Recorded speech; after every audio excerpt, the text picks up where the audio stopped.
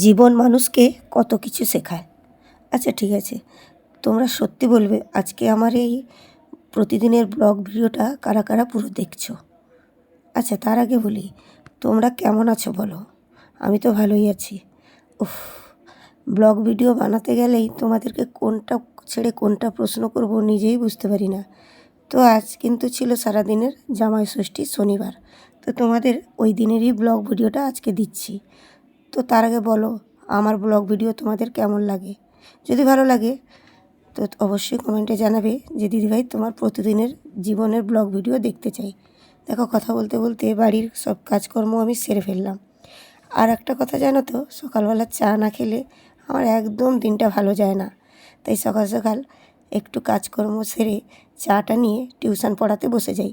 তো আজ তো জানো, কয়েকদিন ধরে এই গরমের জন্য আমাদের মুখ্যমন্ত্রী ঘোষণা করে দিয়েছে সকাল 7টায় স্কুল। তাই আমি একটু সকালবেলাটা ফ্রি থাকি। তো আজ তো শনিবার, তো আজ শনিবারে সকাল সকাল পুজোও সেরে নিলাম। কেন বলো তো? এই যে বেরোতে হবে, জামাই ষষ্ঠী বলে কথা, তো তাই সকাল সকাল পুজোটা সেরে নিচ্ছি। আচ্ছা, তোমরা বলো কারা কারা সকাল সকাল পুজো করো? আমার তো সকাল সকাল পুজো করা হয়ে ওঠে না। বলতে গেলে বেশিরভাগই আমার ছেলেই পুজো করে। সত্যি কথা বলতে কোনো অসুবিধা নেই। হোক, কথা বলতে বলতে কিন্তু আমি রেডি হয়ে নিলাম। তো রেডি হয়ে একদম বেরিয়ে পড়লাম একদম আমার বাবার বাড়ির উদ্দেশ্যে। ও, তোমরা অনেকেই জানো না না আমার বাবার বাড়িটা কোথায়? তো আমার বাবার বাড়ি মুখ্যমন্ত্রী বাড়ির পাশে। এর আগে অনেকবার বলেছি, যারা আমার প্রতিদিনের ব্লগ দেখো। তো প্রফেসর কলোনি, তো আমার বাবার বাড়ি কাঁথিতেই। তো বন্ধুরা দেখতেই পাচ্ছ আমাদের পিকে কলেজ, তো আমার কলেজ বলে কথা। তো কে কে এই কলেজে পড়েছো একটু জানাবে। তো আমি তো এই কলেজেরই ছাত্রী। তো এই কথা বলতে বলতে চলে এলাম ক্যালেনপাড়। ক্যালেনপাড়ে নেমে দৌড়ে দৌড়ে চললাম পাঞ্জাব সুইটস। জামাই ষষ্ঠী, তো কিছু তো কেনাকাটা করতেই হবে জামাইয়ের জন্য।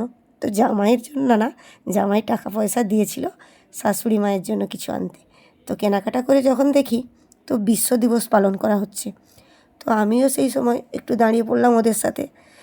দাঁড়িয়ে একটু তোমাদের জন্য ক্যামেরাবন্দি করলাম কিছু মুহূর্ত ক্যামেরাবন্দি করে আবারও টোটো ধরলাম। ওহ, টোটো তো ধরলাম, তারপর তোমাদেরকে কী শেয়ার করলাম যেন, জামা ষষ্ঠী বাজারে কতটা ভিড় জমেছিল রাস্তায়। এটা শুধু ক্যালেনপাড়ে ছিল, তারপরে কাঁথিতে কোথায় কোথায় ভিড় হয়েছে সেটা আমার জানা ছিল না।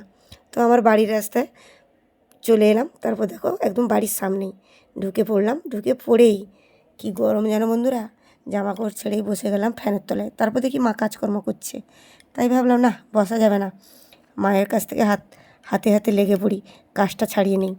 দিয়ে আমি নিজে রান্নাবান্না করতে শুরু করলাম। মা কিন্তু অনেকটাই গুছিয়ে রেখেছিল, অনেকটা এগিয়েও রেখেছিল। তো মা তো একা জানো, আর আমি বাবা মার একমাত্র সন্তান, তো সব দিকেই দেখাশোনা করতে হয়। তো এই কথা বলতে বলতে দেখো, তোমাদের সাথে কথা বলতে বলতেই আমার মা আবার এখানে ফ্রাইড রাইসও রেডি, আর পাশে আমি সোয়া চিলিটা রেডি করলাম। ও বাবা, এইমাত্র জামাই হাজির হয়ে গেছে। তাই শাশুড়ি মাকে আর দেরি না করে বললাম ফোঁটাটা সেরে নাও। এখন কিন্তু বেলা 2টো বেজে গেছে, মা কিন্তু সকাল থেকে উপোস ছিল জামাইকে ফোঁটা দেবে বলে। জামাইকে ফোঁটা দিয়েই একদম শাশুড়ি মা খুবই খুশি হয়ে গেল। তো মিষ্টি খাওয়া চলবে এখন পর্বটা। তো জামাইও ভাবলো যে শাশুড়ি মাকে একটা খাইয়ে দিই, তো সেটা আমি বলেছিলাম, তাতেই খাওয়ালো। আমার জামাই কিন্তু খুবই লাজুক।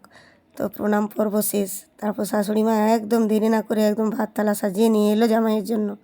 তো খাওয়া দাওয়া তো আজ বেজায় জমবে জামাইয়ের, তাই বসলো। তো আমরা কিন্তু খাওয়া দাওয়া করিনি, জামাইয়ের পরে আমরা খাওয়া দাওয়া করব। তো একসাথেই খাওয়া দাওয়া করেছিলাম শেষ অবধি। তো কী কী মেনু ছিল আগেই দিয়ে দিয়েছি আমার সোশ্যাল মিডিয়াতে। তো সোশ্যাল মিডিয়াতে কাজ করতে এসেছি, আর কিছু বাজে কথা শুনবো না? তা তো শুনতেই হবে। হোক ঠিক আছে, দেখো এটা কিন্তু ছিল সন্ধ্যাবেলা। সন্ধ্যাবেলা কিন্তু আমাদের সাথে জামাই নেই, জামাই বাড়ি পাঠিয়ে দিয়েছি। তো বেরিয়েছিলাম, পাশেই ছিল বৈশাখী মেলা। তো বৈশাখী মেলার জন্য একটু রেডি হয়ে নিচ্ছিলাম। তো রেডি হয়েই বেরিয়ে পড়লাম 4 জনে। কে কে? আমি, মা, বাবা, আমার ছেলে। তো 4 জনে রেডি হয়ে চললাম বৈশাখী মেলার উদ্দেশ্যে। তো মেলা অনেক দিন থেকেই চলছে। তোমরা কারা কারা আগে থেকে মেলা গেছিলে বা যাওনি, যাবে ভাবছো, অবশ্যই একটু ঘুরে এসো। মেলা কিন্তু খুবই ভালোই জমেছে, আর অনেক কেনাকাটা করতে হবে, টাকা পয়সার পুঁজিটা নিয়ে কিন্তু যেও। মেলা মানেই উফ, আমার প্রাণের কলেজ। তো আমার কলেজ বলে তো কথা, তো চলো এই কথা বলতে বলতে দেখো তোমাদের সাথে গল্প করতে করতে পৌঁছেই গেলাম বৈশাখী মেলা। কী লিখেছে বলো তো, বৈশাখী বস্ত্র মেলা 2026। ঠিক আছে, বস্ত্রই মানে বেশি পাওয়া যায়। হোক, প্রতি বছরের ন্যায় আজও চলে এলাম 2026-এ বৈশাখী মেলা। তো মিস তো করা যাবে না। তো প্রচুর কিন্তু ভিড় হয়েছিল, জামাই ষষ্ঠী বলেই মনে হয়, উপলক্ষ করেই। তো ভিড় হলো তো কী হয়েছে, আমাদের ঘুরতেই হবে, কারণ বৈশাখী মেলা এসছি যেহেতু একটু কেনাকাটা করব আর ঘুরবো। তো ঘোরাঘুরি শেষ করে একদম ক্লান্ত হয়ে পড়লাম, বাড়ির পথে যাব, তখন বাজে রাত্রি 9টা। তো ভাবলাম একটা আইসক্রিম কেনা যাক। তো আইসক্রিম দোকানেও ভিড়, তো একটাই আইসক্রিম দোকান ওখানে। তো তাড়াতাড়ি করে কর্নেটো নিয়ে নিলাম, কর্নেটো নিয়ে বাড়ির পথে যাত্রা নেব। তো এই করে সকলে ভাগ বাটোয়ারি করে নিয়ে, এই যে ভাগ বাটোয়ারি চলছে, করে নিয়ে চললাম বাড়ির পথে। তো বন্ধুরা, কারা কারা এর আগে বৈশাখ মেলা গেছো বা যাবে, ও তার আগে দেখাই তোমাদেরকে আমাদের শুভেন্দুবাবুর বাড়ি। তো আমাদের এখন বর্তমান মুখ্যমন্ত্রী, সেটাই বাবাকে বলছিলাম যে আমরা এতটা লাকি যে আমরা শুভেন্দুবাবুর পাড়ায় থাকি। তো দেখো সামনে আবার কারা বসে আছে, আমাদের মামারা বসে আছে, পুলিশ মামা। তো সেটাও তোমাদেরকে শেয়ার করতে ভুললাম না।